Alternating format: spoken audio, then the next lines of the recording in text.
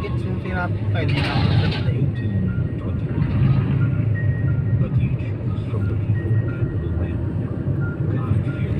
Para kasing ano yun ma, yung mga SIM card natin. Kailangan ko iparehistro? Oo, i-register. Di ba kasi uso ngayon yung mga parang nagpapanggap na kayo po ay nanalo ng mga ganun-ganon.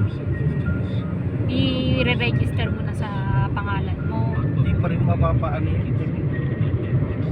Tapos nakalagay doon, di ba may parang kapag ka hindi nagparehistro, merong multa, ay merong parang Ito kaya namin, hindi kami marunong parehistro. first offense. Eh, hindi, kaya nga tinatanong ko kay ate, kasi siya nakakita nung ano eh. Kaya hanggang Hindi pa kailan naman ba? napapatapat yata eh.